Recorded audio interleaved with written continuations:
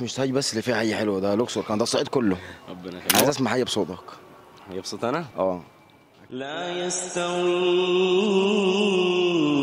أصحاب النار وأصحاب الجنة، أصحاب الجنة هم الفائزون. لو أنزلنا هذا القرآن على جبل